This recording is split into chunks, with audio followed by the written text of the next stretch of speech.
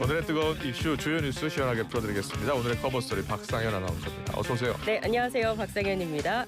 장마가 끝났대요. 그러니까요. 이게 보니까 기상청이 남부지방이랑 제주에 한해서 장마가 끝났다고 공식 발표를 어제 했습니다. 아직 중부는 장마 종료를 선언하기는 어렵다고 했는데 예. 오늘도 장맛비가 조금 내려요. 5에서 20mm. 근데 그래도 여러 상황상 사실상 장마가 중부 지역도 마무리 수순에 접어든 것으로 보는 시각이 많더라고요. 그래요.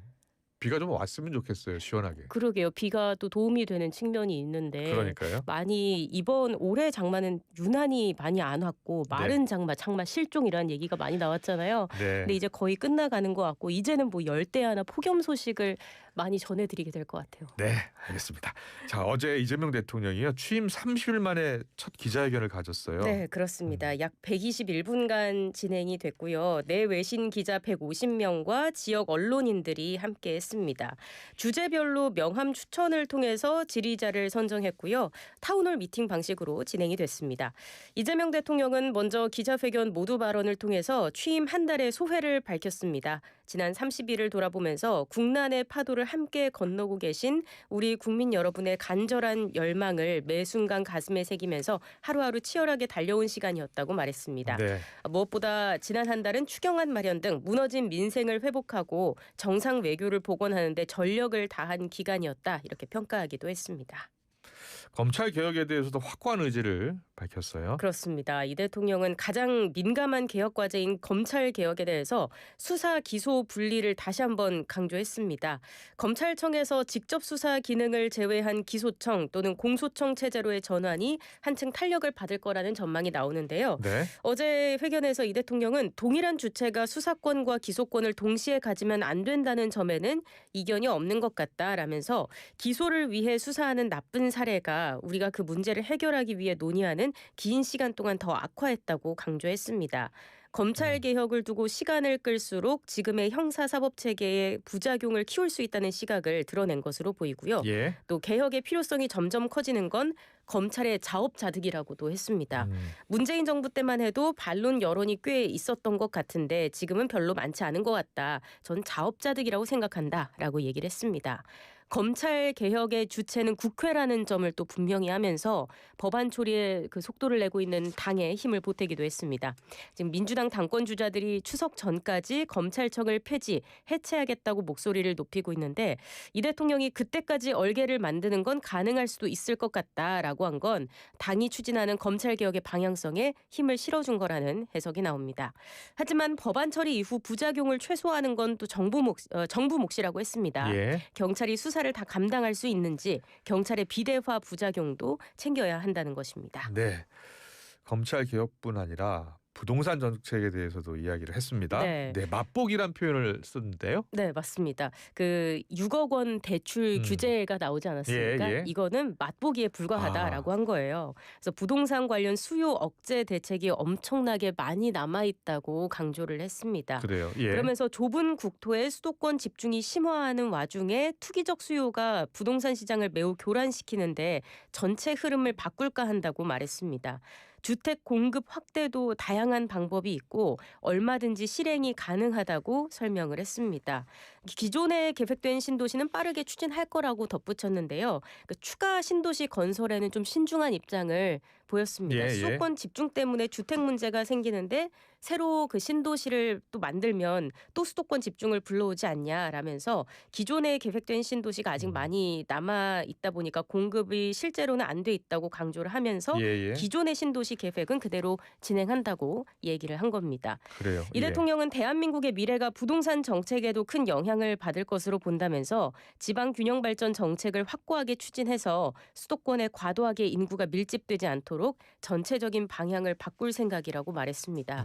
또 마음대로 되지는 않겠지만 이전에 강조했던 것처럼 이제 부동산보다는 금융시장으로 흐름을 옮기는 게 더 낫지 않을까 생각한다면서 그렇게 만들려고 한다고 덧붙였습니다.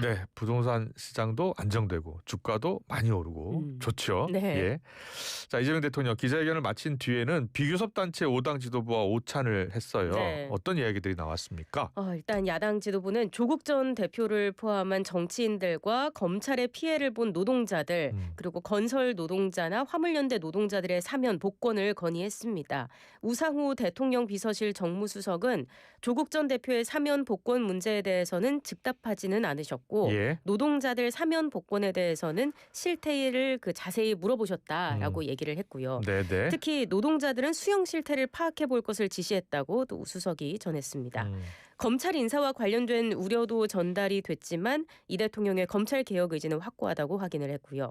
교섭단체 완화 같은 정치개혁 이슈에 계속 관심을 기울여 달라는 요청에도 이 대통령이 경청한 것으로 전해졌습니다. 네.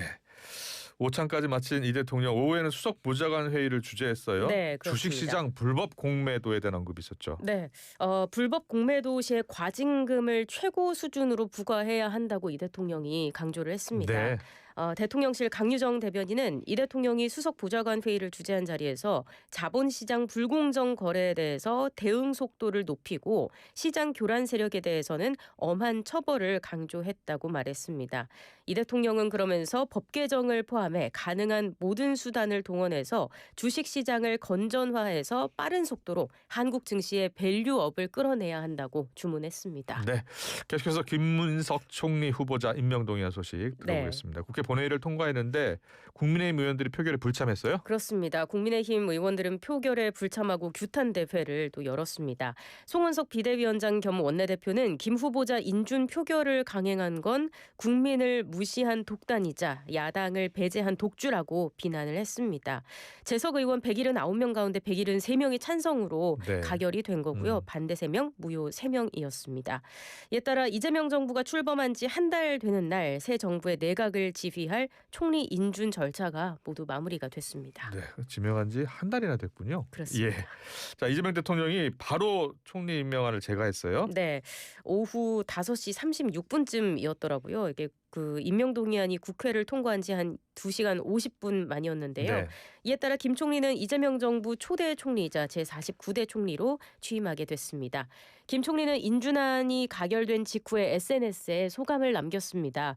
국민의 뜻을 하늘같이 받들고 대통령님의 방향을 바닥에서 풀어내고 여야를 넘어 의원님들의 지혜를 국정에 접목시키겠다라고 말했고요. 이어 폭정 세력이 만든 경제 위기 극복이 제1과제라면서 대통령님의 참모장으로서 일찍 생각하고 먼저 챙기는 새벽 총리가 되겠다고 다짐했습니다. 네. 새벽 총리가 되겠다라고 했네요. 빠르게 움직이겠다는 의미겠죠. 그렇죠. 예. 김민석 총리 오늘 첫 일정으로 대통령실 앞에서 항의 중인 농민들을 만나요. 네, 이들 단체는 농민 생존권 보장에 필요하다고 주장해온 농업 4법을 농망 4법이라고 했던 송미령 농림축산식품부 장관의 유임을 반대하면서 항의 집회를 이어가고 있는데요. 네, 네. 송 장관이 물러날 때까지 투쟁을 멈추지 않겠다고 예고한 상태입니다. 김 총리는 이 대통령의 송 장관 유임 결정 배경에 대해서 설명을 하고 집회 중단을 설득할 것으로 예상이 됩니다. 네. 김 총리는 오후에는 국립서울현충원을 참배하고요. 국회를 찾아 우원식 국회의장도 예방할 예정이라고 하네요. 네. 김건희 여사 특검 소식 들어보겠습니다. 김건희 특검이 출범 하루 만에요. 3부 통원 또 임원들 주거지 압수수색했어요. 네, 그렇습니다. 한 10여 곳에 대해서 대대적인 압수수색에 나섰는데요. 네. 김 여사가 연루됐다는 의심을 받고 있는 삼부토건 주가 조작 의혹을 확인하기 위한 것이었습니다. 삼부토건 관련 회사 6곳, 임직원들의 주거지 7곳 등 특검팀은 동시다발 자료 확보에 나섰습니다. 문홍주 김건희 특별검사본은 이 사건의 죄명은 사기적 부정거래 관련 등 자본시장법 위반이다. 특검법이 정하는 여러 수사 대상 중 처음으로 강제 수사에 착수했다고 설명했습니다. 의혹의 핵심을 잠깐 들여다보면 지난 2023년 5월에 삼부토건 관계자들이 우크라이나 재건 사업에 착수할 것처럼 속여서 주가를 띄웠다는 겁니다. 네. 그때 한때 주가가 5배나 폭등을 했었고 삼부토건 전 회장 일가 등은 100억 원대 시세 차익을 본 것으로 전해졌죠. 근데 여기에 도이치모터스 주가 조작 사건의 핵심으로 김 여사의 주식 계좌를 관리했던 이종호 씨가 연루됐다는 의혹이 제기되면서 논란이 됐습니다. 이 씨는 당시에 단체 대화방에 3부 내일 체크라는 문자를 남겼는데 이틀 뒤에 윤석열 전 대통령 부부가 우크라이나 대통령 부인 젤란스카 여사를 만났고 이어 정부가 재건 사업을 약속하면서 주가가 폭등한 것입니다. 김건희 특검팀은 압수물 분석을 마치는 대로 관련자들에 대한 본격 소환 조사에 나서겠다는 방침입니다. 네, 특검팀의 전격 강제 수사요. 네. 그런데 삼부토건이 며칠 전에 사무실을 이전한 것으로 확인이 됐어요. 그렇습니다. 김건희 특검팀이 이렇게 대대적인 압수수색을 벌이기 불과 사흘 전에 예. 사무실을 서울 종로로 옮긴 거예요. 중구에서 종로구로 사무실을 옮겼습니다. 근데 뭐 이것도 당연히 특검팀의 압수수색을 피하지는 못했죠. 부랴부랴 사무실 이전하면서 예. 좀 흘린 자료가 있는지 이런 것들을 좀 샅샅이 훑어본 것으로 전해졌고요. 특검팀은 또 삼부토건이 주가 조작 의혹 관련 수사에 대비해서 사무실을 옮긴 건 아닌지 이거를 의심하고 있는 겁니다. 예, 미리 알았을 수도 있다는 거예요. 그렇죠. 그래 미리 알고 옮겼다라고 의심을 하고 있는 거고요. 예. 특검 관계자는 삼부토건이 이사한 걸 충분히 파악하고 있었다고 설명을 했습니다. 예. 그러면서 증거인멸 정황이 나오면 당연히 수사 대상이 될 거라고 강조했습니다. 삼부토건이 이거와 관련해서 해명을 했어요. 보니까 회사가 기업 회생 절차에 들어가서 옛 사무실은 임대료가 비싸서 더 저렴한 곳으로 이사를 한 것뿐이다. 뭐 증거인멸을 시도한 건 전혀 아니다. 이렇게 해명을 했습니다. 네. 자, 윤 전 대통령 지금 9번째 내란 재판이 네. 진행 중인데요.